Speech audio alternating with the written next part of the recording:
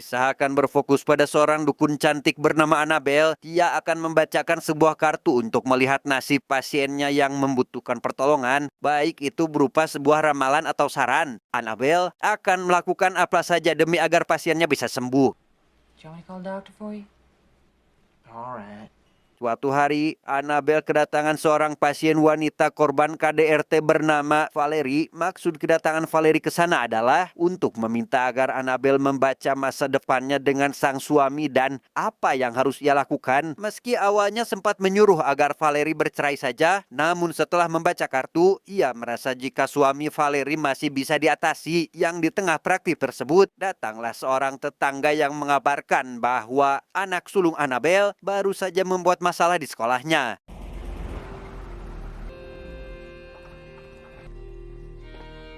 Sesampainya di sekolah, Annabel disambut oleh Pak Guru bernama Collins. Di sana Collins menjelaskan jika anaknya berkelahi dan kini dibawa ke rumah sakit karena luka lebam, meminta Annabel agar membawa anaknya ke psikiater. Karena memang jika kelakuan anaknya masih terus seperti itu, takutnya pihak sekolah tidak bisa lagi mempertahankannya.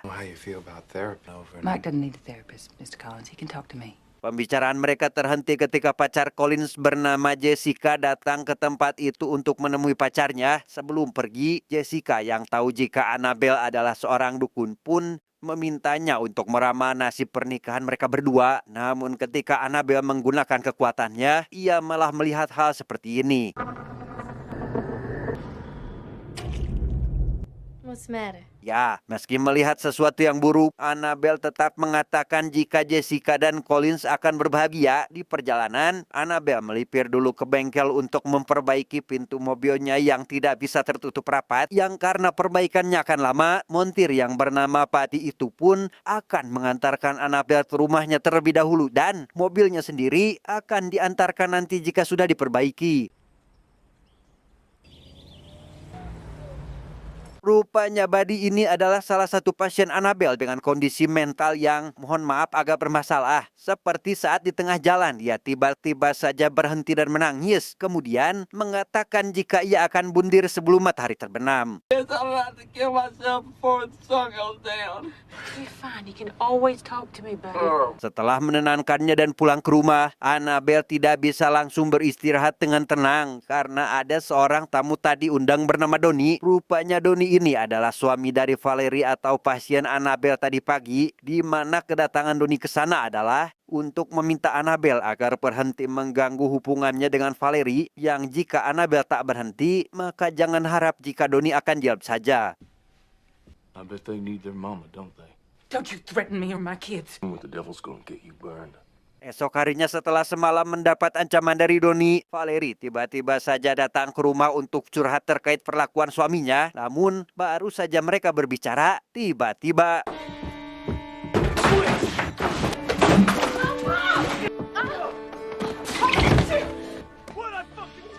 meski tempatnya diobrak-abrik, Annabel seolah tidak memperdulikan hal itu dan terus melanjutkan kegiatannya yaitu menjemur pakaian. Entah apa yang terjadi, Annabel didatangi oleh neneknya yang sudah lama meninggal membawa sebuah pesan untuk Annabel agar menggunakan nalurinya. Lantas, apa maksud dari si nenek? Tiba-tiba saja mendapat sebuah penglihatan samar tentang sebuah kematian seseorang.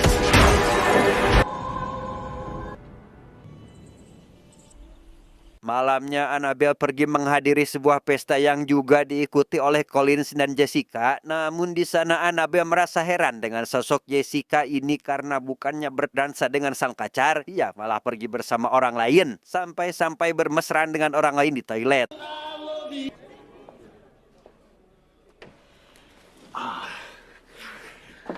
Sepulangnya ke rumah setelah menjemput ketiga anaknya yang dititipkan di rumah tetangga, Annabel malah mendapati rumahnya telah dimasuki orang lain dengan kartu yang telah disusun di kasur. Annabel membentuk tulisan Satan sekaligus sebuah rekaman pidato tentang ketuhanan. Sadar jika pelaku semalam adalah Donnie, Annabel lantas menghubungi polisi agar menolongnya berurusan dengan orang itu. Namun tampaknya si polisi adalah sahabat Donnie itu sendiri, sehingga ia malah membela Donnie dan mengatakan jika sahabatnya tidak mungkin melakukan hal seperti itu. Listen, I appreciate the coffee and everything. Take care. Tak lama, datanglah Buddy ke rumah Annabelle untuk meminta diramal. Namun setelah membaca kartu dan meminta Buddy menceritakan masa kecilnya, Buddy malah menjadi orang yang sentimen seolah dia ingin menutupi kejadian di masa lalu. Lantas, apa yang terjadi kepadanya? Entahlah. Go. I'm sorry I yelled at you. Setelah kepulangan Buddy, Annabelle mendapat telepon dari Donnie yang tahu jika tadi ia melaporkannya ke polisi. Donnie meminta agar Annabelle tidak ikut campur dalam urusan rumah tangganya. Jangan macam-macam dengan Donnie, karena jika Annabelle terus melakukan hal tersebut, maka jangan harap dia bisa hidup nyaman di rumahnya.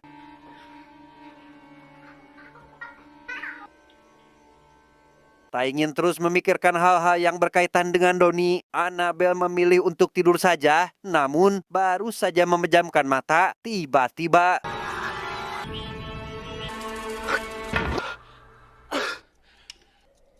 singkat cerita, setelah mimpi buruk semalam, ketika Annabelle akan pulang setelah menjemput sang anak, ia dihampiri oleh ibu guru yang menanyakan apakah Annabelle tahu kemana Jessica pergi, karena sejak kemarin Jessica telah dinyatakan hilang oleh kepolisian. Namun karena masalah Annabelle sendiri sudah cukup banyak, ia pun memilih untuk pulang saja dan tidak terlalu memperdulikan hilangnya Jessica.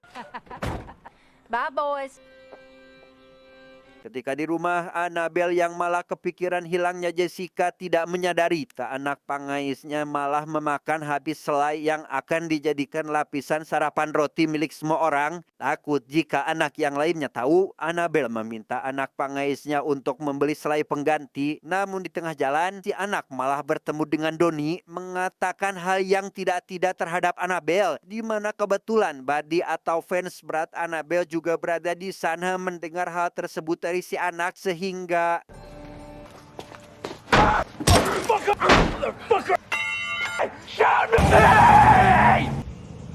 baru saja selesai dengan masalah sang anak. Malam harinya Annabelle didatangi oleh ayah Jessica, Collins, dan bapak polisi yang meminta bantuannya agar menemukan di mana saat ini Jessica berada.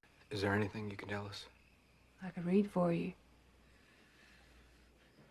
Annabelle mulai mengecok kartu dan membukanya satu persatu. Namun baru saja membuka 3 kartu dan membacanya, Annabelle memilih untuk tidak melanjutkan apa yang sudah ia mulai dan meminta maaf kepada ayah Jessica atas ketidakmampuannya. You're right.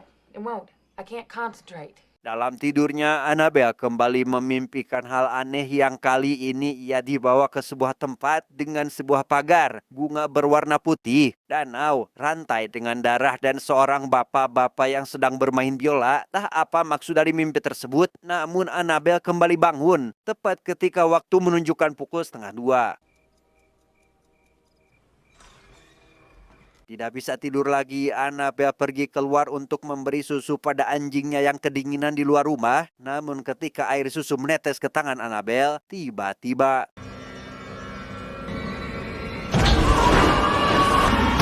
tak halusinasi, mimpi, atau tetempuan saja. Esok harinya Annabelle memutuskan untuk pergi ke kantor polisi dan melaporkan apa yang dilihatnya semalam. Meski awalnya Pak Polisi tidak yakin dengan laporan Annabelle karena hanya diasumsikan dari mimpi saja, namun karena lokasinya teramat sangat spesifik dan familiar, maka Pak Polisi itu pun langsung mengerahkan personilnya ke tempat tersebut. Tepatnya di halaman rumah Donnie, mereka mulai memasuki kolam dengan perahu dan mengangkat semua benda yang ada di sana. Namun di tengah aktivitas tersebut, Donnie yang ternyata baru pulang memancing dan mendapati polisi sudah memenuhi halamannya pun sangat marah karena tidak tahu menau dengan semua ini. Dan saat melihat ada Annabelle di antara polisi, Donnie langsung melakukan hal ini kepadanya. Ketika sedang menenangkan Donnie, polisi yang bertugas tiba-tiba mendapatkan sesuatu yang ternyata itu adalah mayat Jessica. Dan karena mayat itu ditemukan di lingkungan Donnie, alhasil dialah orang yang akan dijadikan tersangka dalam kasus ini. Selesai dengan penemuan mayat Jessica, kali ini Annabelle harus berurusan dengan jaksa dan pengadilan yang meragukan tentang pembunuhan Jessica. Apakah Donnie pelakunya atau ini hanya akal-akalan Annabelle saja yang notabene mempunyai masalah dengan Donnie? Apalagi Annabelle adalah seorang peramal yang memang setiap apa yang dia lakukan dan kerjakan sama sekali tidak bisa dijelaskan oleh nalar manusia. Thank you, Sheriff. Keluar dari tempat sidang, Annabelle dihampiri oleh Buddy yang ingin berbicara dengannya. Namun karena Annabelle sendiri masih pusing dengan apa yang menimpanya saat ini pun, ia memilih untuk tidak mengindahkan permintaan tersebut dan langsung pulang saat itu juga.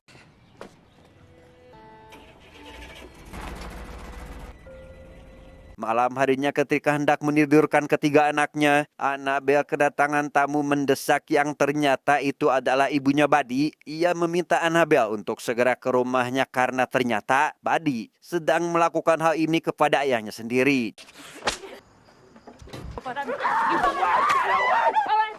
Ya, rupanya alasan Buddy ingin mengajak Annabelle bicara tadi siang adalah untuk menghentikan kegilaannya melakukan semua ini. Dan karena Annabelle sudah terlambat, maka Buddy sudah tidak memiliki jalan pulang untuk kembali dari semua ini.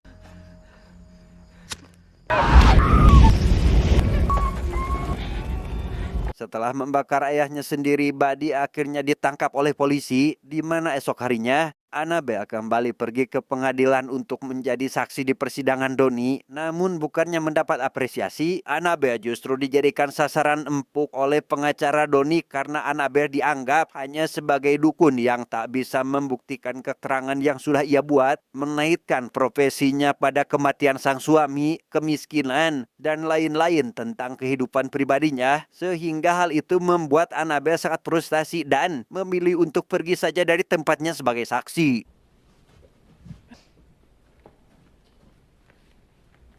Selesai dengan Annabelle, kini giliran Donnie membela diri. Di sana Donnie bercerita jika memang benar pada malam kejadian ia sempat bertemu dengan Jessica untuk yang terakhir kalinya karena Jessica sebentar lagi akan menikah. Namun sayangnya pertemuan itu tidak berjalan mulus, bahkan sampai terjadi pertengkaran dan saling pukul. Donnie secara sadar memukul Jessica sampai kepalanya terbentur ban mobil. Awalnya ia akan membawa Jessica ke rumah sakit. Namun karena Jessica takut ada yang melihat mereka berdua, maka Jessica pun meminta agar Donnie mengantarkannya ke tempat pertama mereka bertemu tadi. Are you guilty of the charge against you? I'm guilty of cheating on my wife. Setelah kejadian malam itu, Donnie tak bertemu lagi dengan Jessica dan tidak tahu alasan kenapa Jessica itu meninggal. Ia mengaku bersalah karena berselingkuh, namun untuk kematian Jessica, ia benar-benar tidak tahu apa-apa.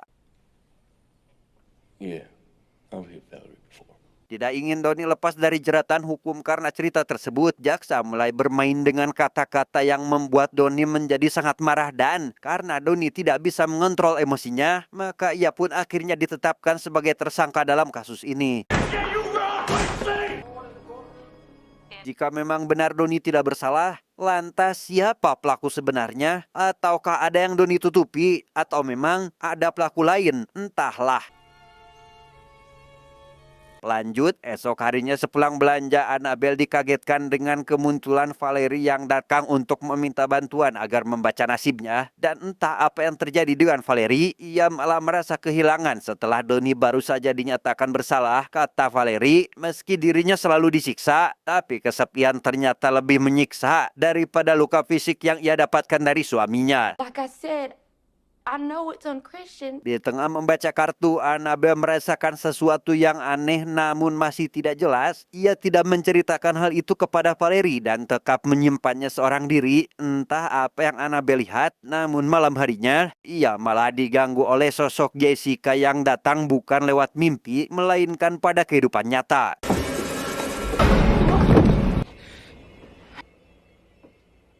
Singkat cerita, pagi puncak. Dengan penglihatannya semalam yang entah apa itu, Annabelle pergi ke rumah Collins untuk mengatakan jika dia mendapat penglihatan baru tentang siapa orang yang telah menghabisi Jessica, yang dengan kata lain bukan Donnie lah pelaku sebenarnya. Namun karena orang yang dilihatnya masih samar, ia meminta Collins untuk mengantarnya ke kolam tempat Jessica meninggal dengan harapan bayangan yang ia lihat akan semakin jelas. Karena mendapat penolakan dari Collins atau calon suami Jessica, Annabelle kembali pulang dan membaca kartunya seorang diri. Namun bukannya melihat tentang siapa yang membunuh Jessica, ia malah melihat seseorang yang ingin mencoba menghabisinya dengan sebuah senter. Entah siapa orang itu, namun yang pasti saat ini nyawa Annabelle sedang berada dalam bahaya. Masih dalam penglihatan yang samar, Annabelle pergi ke rumah si jaksa untuk meminta agar kasus Jessica dibuka lagi dengan alasan bukan Donnie yang menjadi tersangka dalam kasus ini. Awalnya si jaksa menolak karena memang tidak ada lagi tersangka, apalagi Annabelle kembali membawa mimpinya dalam menuntaskan kasus ini yang memang tidak bisa dijadikan dasar apapun karena tidak adanya fakta dan data, dan mimpi bagi sebagian orang hanyalah sebuah hayalan dan bunga tidur saja. Case, I'd look like a fool. Well, I don't give a damn how you look. Dengan penolakan tersebut, Annabelle memilih untuk pergi saja dari sana. Namun sebelum keluar, ia sempat mengancam akan memberitahu terkait perselingkuhannya dengan Jessica jika si jaksa tidak mau membuka kembali kasus ini.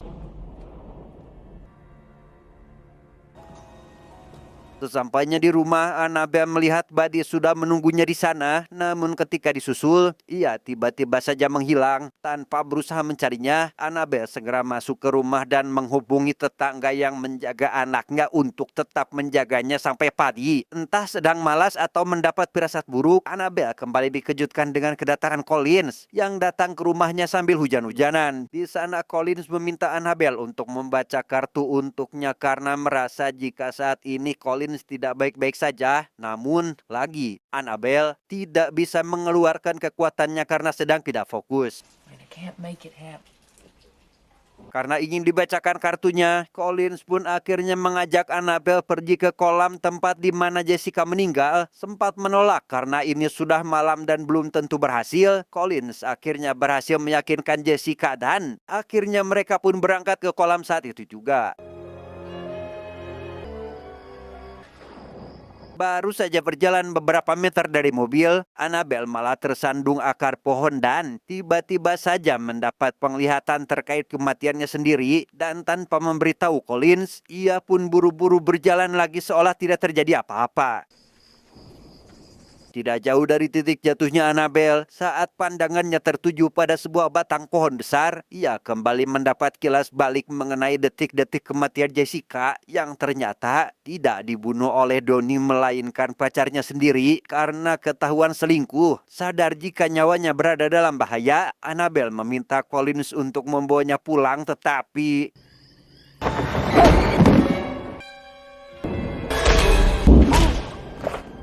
di detik-detik akan dihabisi itulah, Buddy datang tepat waktu dan berhasil menyelamatkan Annabelle dari kematian. Karena Annabelle tidak bisa menyetir, Buddy akhirnya mengantar Annabelle pergi ke kantor polisi. Penasaran dengan kenapa Buddy bisa berada di tempat kejadian pun bertanya apa yang sebenarnya terjadi. Dan setelah dijelaskan jika ia kabur dari rumah sakit jiwa, ia pun akhirnya mengerti dan meminta agar Buddy kembali ke rumah sakit.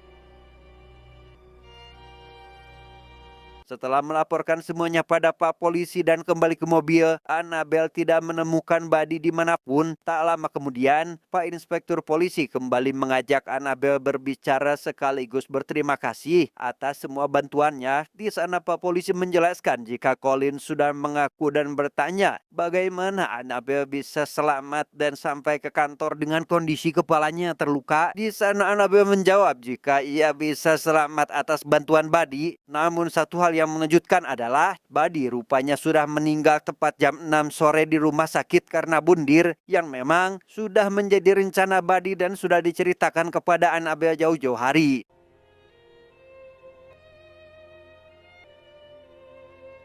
Mendengar hal itu, tentu saja Annabelle merasa sedih dan menyesal karena tidak sempat mendengarkan Buddy. Namun meski begitu, ia tetap harus kembali hidup bersama dengan keluarganya, mengunjungi makam sang suami yang sudah lama tidak dikunjungi untuk mengirim hadiah, berharap arwah suaminya tenang di alam sana. Tamat ending yang sangat membagongkan.